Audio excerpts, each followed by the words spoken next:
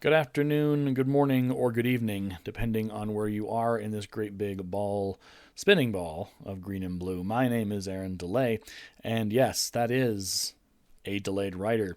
And indeed, I haven't spoken to you since March, which is a little bonkers, considering that I am trying to get a novel published. And the subject of today's podcast is blocked. And what happens to writers? At least for me, in my experience, when we get blocked, and what do we do about it, and how do we get out of it? And there will probably be a lot more questions than answers in today's episode. So grab a cup of tea, get yourself some toast, perhaps a scone, or whatever breakfast brunch amenity brings you joy. This is a delayed writer, and today we're talking about the blocks that keep us from making the next big thing.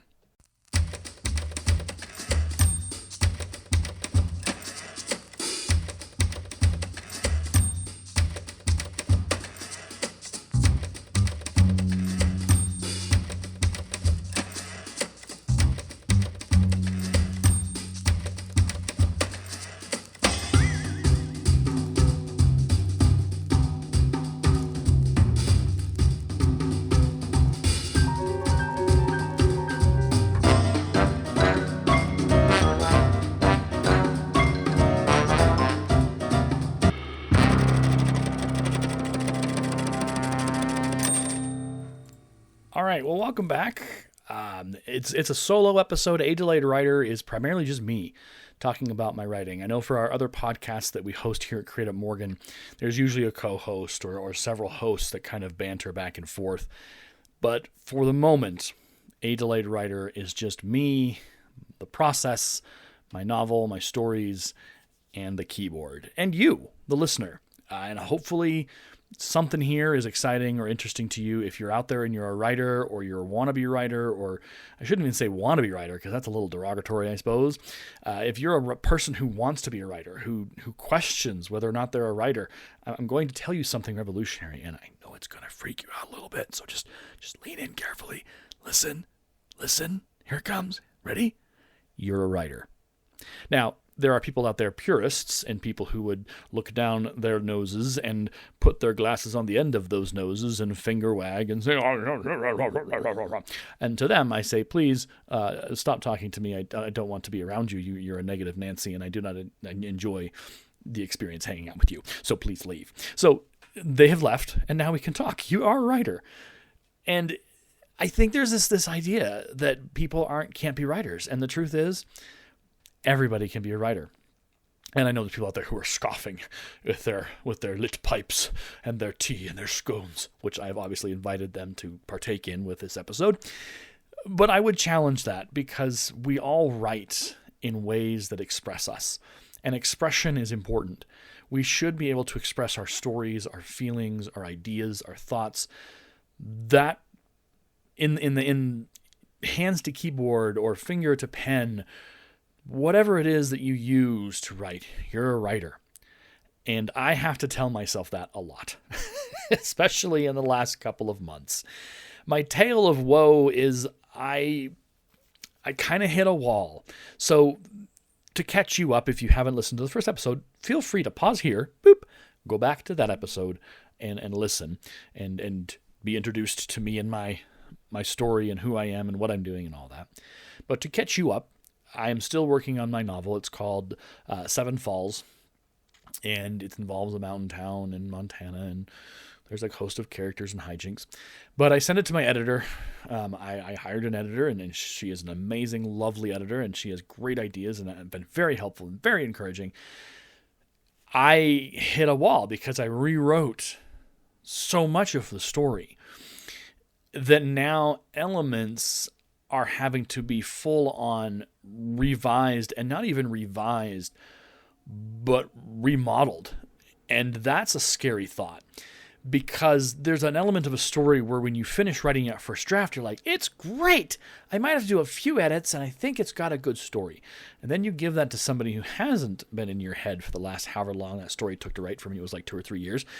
And they look at it with fresh eyes and fresh mind and fresh things, and they take their editing tools and they get to work. And they give it back to you and say, okay, Here's what I know. Here's my notes. And as a writer, you go, okay. And I struggled initially. I was like, but my story, it's a great story. But I had to eat crow several times, actually, as I rewrote the story and rebuilt and remodeled and shifted characters in and out and amped them up and gave background characters more presence. And it's all a part of the process. The thing about the process is, as a writer, I hit that wall. I hit that block. And I didn't know where to go. And I'm still struggling with where to go. I'm not quite sure where this story needs to go. I know where it ends up. I know how the story ends because I've written that ending, and that ending, I think, still stands. But what has happened in the revising process is so much has changed in the characters and the plot and the town and everything that now that second half almost of the book is going to have to be redrawn from scratch. And I think that may be part of the block, is that it is a lot of work to rewrite. And I'm not calling for a pity party here. Please put away the decorations, put away the kazoos and the flags and the things. And I'm not asking you to throw one for me. But I'm explaining to you that as a writer for the first time who's going through the editing process and eventually will publish, I am discovering that it is not easy, and many of you are just with your pipes and your glasses and your whatever it is that you're wearing at the time are going, yes, of course, yes, it is hard. Well, you've learned this. I am learning as I go, and getting to a blocking point is hard. So here's the thing. But I wasn't fully blocked. Writer's block hadn't taken over in other aspects.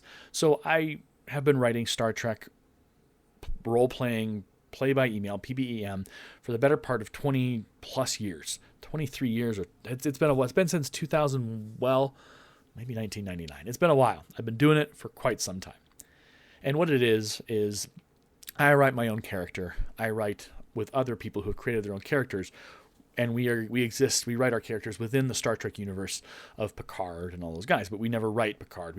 We are not doing them. We're not writing them as characters. We are writing our characters inside that universe. So in some ways it is fan fiction, but it is also, in a lot of ways, a grand opera within the Star Trek universe that we are creating and crafting with our own characters and our own storylines and all this kinds of stuff.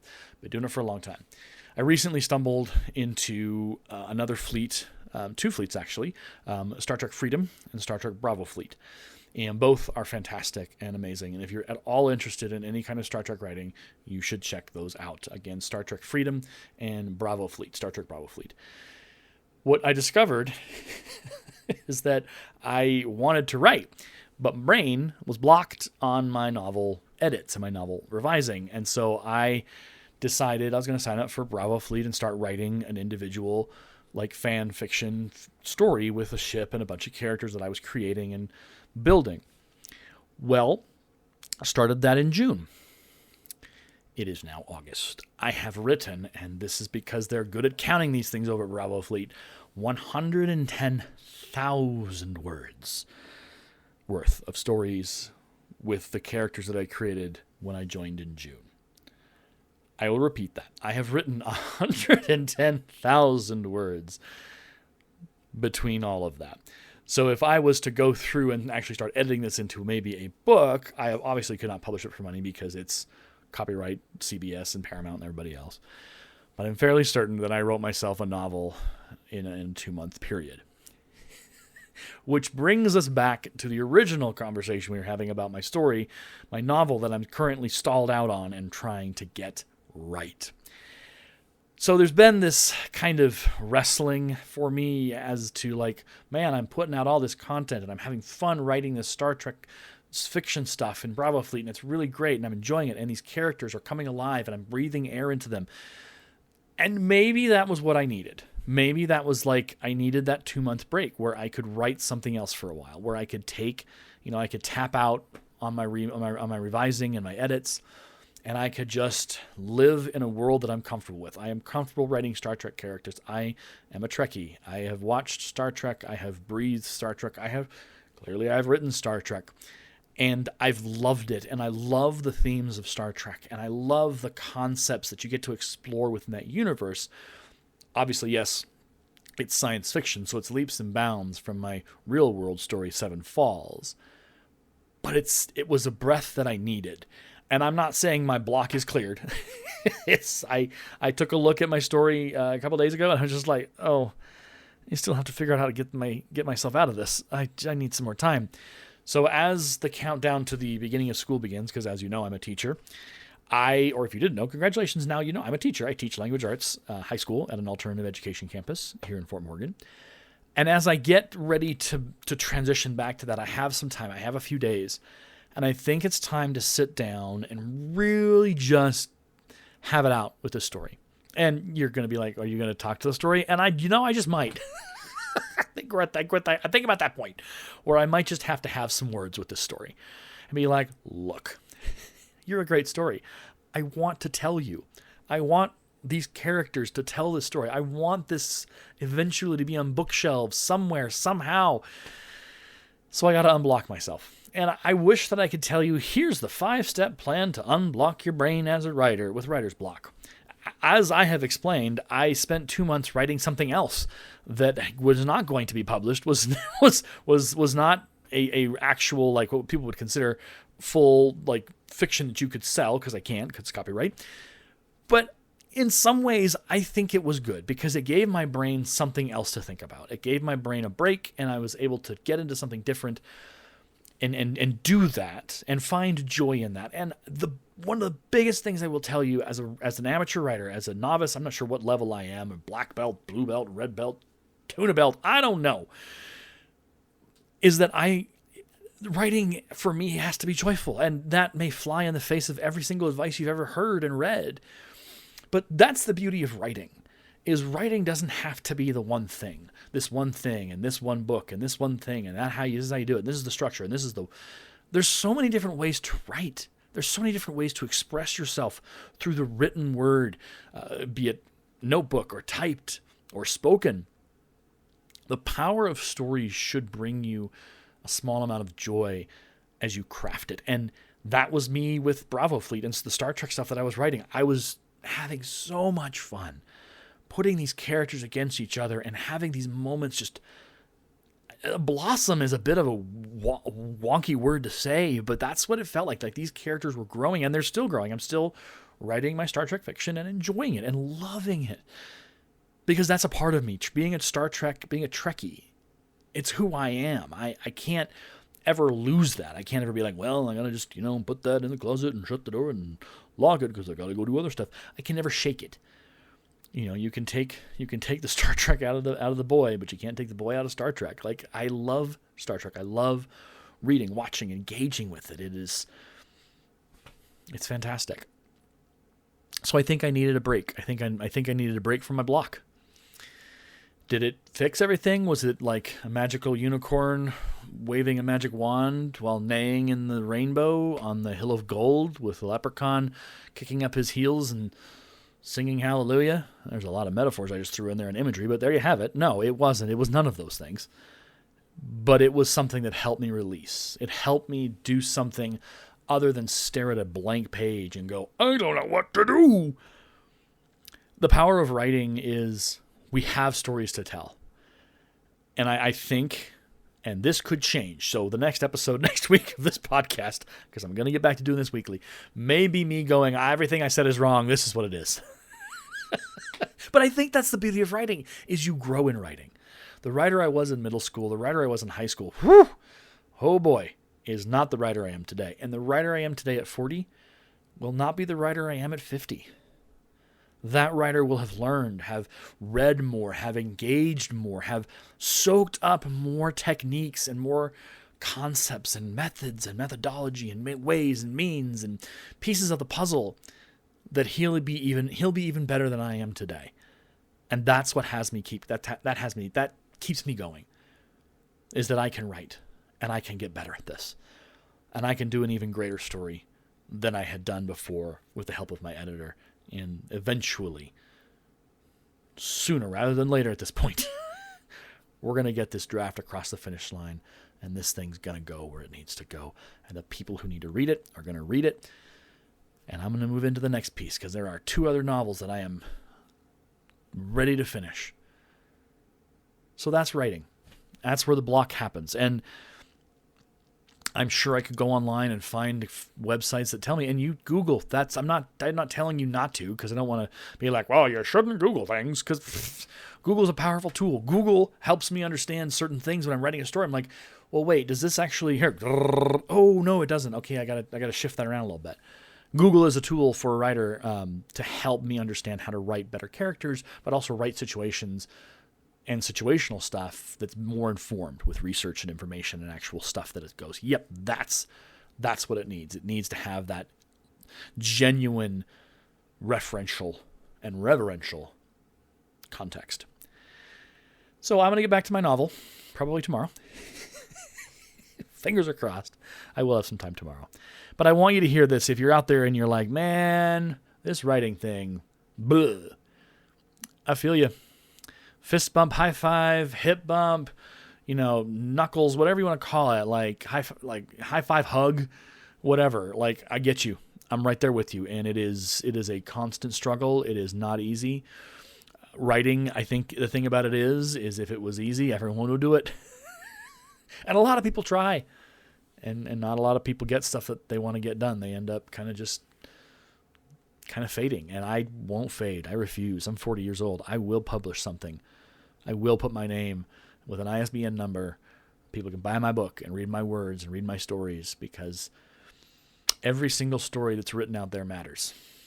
And the more voices we can have in the world, the more tales, the more perspectives, the more ideas, the more creativity that we can plug in to our cultural zeitgeist, if you will. It's a better place for us all that it'll be. So I'm blocked in my brain, but I'm hopeful I will unblock. And I'm going to probably go Google some things tomorrow to see if what else I can do to break my writer's block. Part of it's sitting down with you. Hopefully you've enjoyed your cup of tea, your scone, your pastry, or your croissant, as the French call it. Yeah, writing is hard. Writing it puts you through your paces. You figure out what kind of, if you're a writer that's going to keep on writing, or if you're a writer that's going to be like, man, I don't know if I want to do this anymore. I think we all get there. And I'm sure I will continue to get there. I will be back around that tree of realization multiple times between now and when this sucker finally gets published. If you're interested in checking out some of their stuff, createatmorgan.org is where our production studio is.